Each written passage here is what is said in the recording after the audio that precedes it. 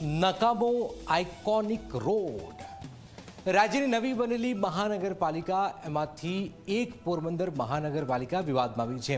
પાલિકાએ iconic road બનાવવાના નામે પ્રજાના કરોડો રૂપિયાનું આંધણ કરવાનો પણ આરોપ લાગ્યો છે। 1 કરોડના ખર્ચે તૈયાર થયેલો આઇકોનિક રોડ જોઈને લોકોને પૈસા પાણીમાં ગયા હોય તેવું લાગે છે। કેમ પોરબંદર પાલિકાના વહીવટ પર ઉઠ્યા છે સવાલ? આવું જોઈએ, જાણીએ, સમજીએ।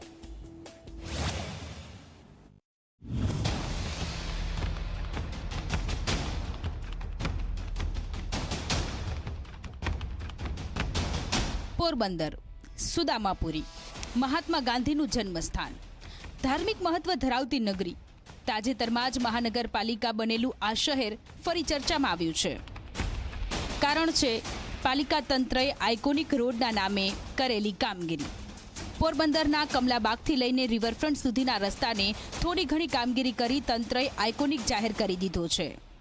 કામગીરી એવી કરી છે કે એક બાજુ આખા રસ્તે લાઇટ્સ મૂકવામાં આવી છે, પરંતુ બીજી બાજુ નથી મૂકવામાં આવી।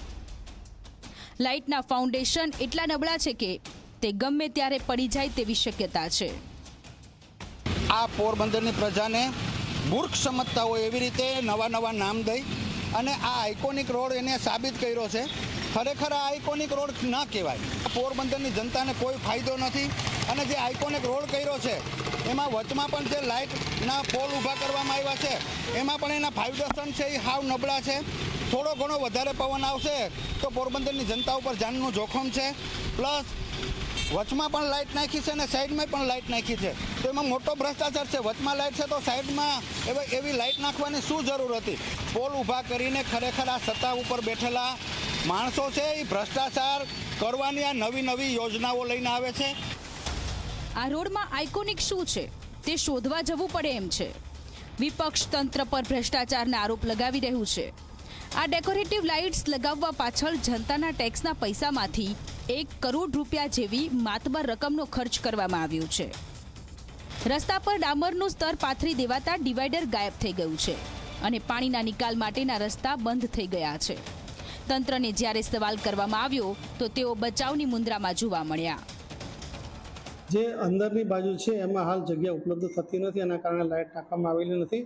તે સ્ટડી કરી અને જો જગ્યા ઉપલબ્ધ થશે તો ત્યાં પણ ડેકોરેટિવ લાઇટ નાખવાની કામગીરી કરવામાં આવશે। છાયા 4 રસ્તાથી જે જૂની છાયા નગરપાલિકા તરફ અમારી જે ઝોનલ કચેરી આવી છે તે તરફ જે રસ્તો જાય છે એને આઇકોનિક રોડ બનાવવા માટેની કામગીરી ચાલી રહેલ છે। એના જે ડ્રાફ્ટ ટેન્ડર પેપર છે લગભગ ટેન્ડર તૈયાર થઈ ગયેલ છે। ટૂંક સમયમાં ટેન્ડર પણ બહાર પાડવામાં આવશે અને અંદાજિત રૂપિયા 15 કરોડના ખર્ચે એમાં આઇકોનિક રોડ બનાવવામાં આવશે।